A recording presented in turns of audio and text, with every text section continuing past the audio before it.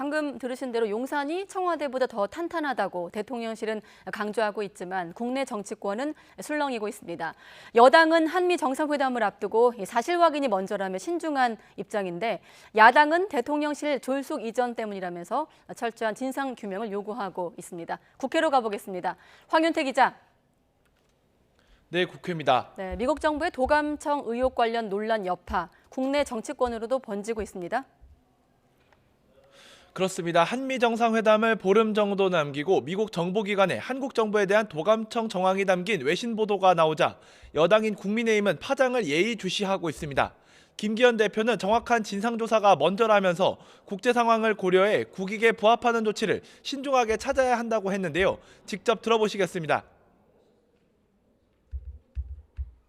어디까지가 사실인지가 규명되는 것이 선행되어야 되는데 이 문제에 대해서 국익에 부합하는 조치가 무엇인지 신중하게 접근해야 된다고 봅니다.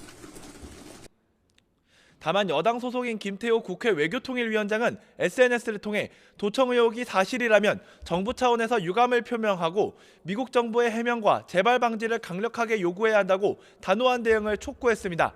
민주당은 용산 대통령실 이전으로 보안에 구멍이 생긴 것 아니냐며 공세에 나섰습니다.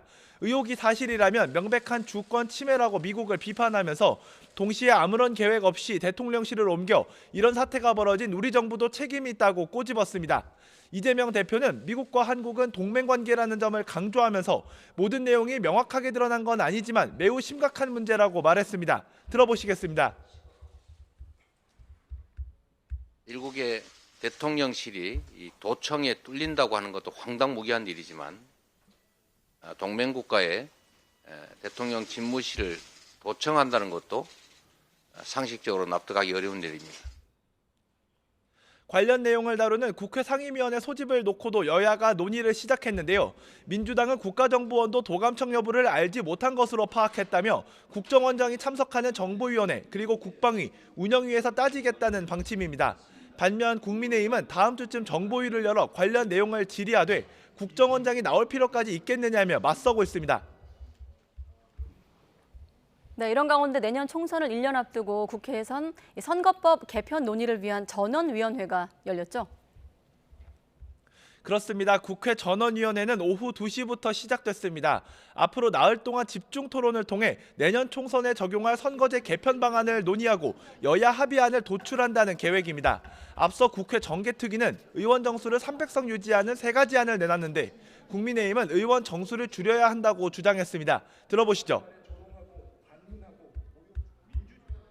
국회의원들 숫자를 줄이라는 국민들의 함성이 점점 커져가고 있습니다.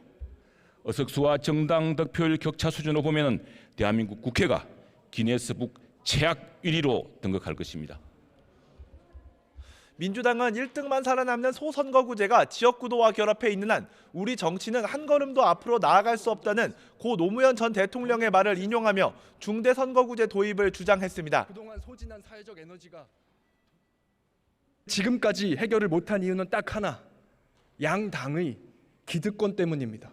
선거구가 커져야 의정활동 단위도 커지고 생각의 크기도 커집니다.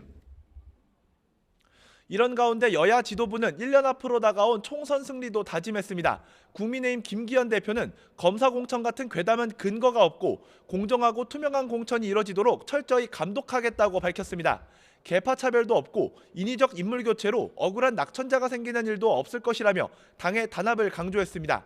이재명 대표는 정치인들이 잘했는지 못했는지 평가하고 다시 맡길지 결정할 때 지지율은 강물 위의 물결 같은 것이라며 진정한 국민 뜻은 흐름에 있다고 언급했는데요. 낮은 자세로 국민 뜻을 존중하고 정치가 해야 할 본연의 일을 성실하게 차곡차곡 해나가겠다고 밝혔습니다. 지금까지 국회에서 YTN 황윤태입니다.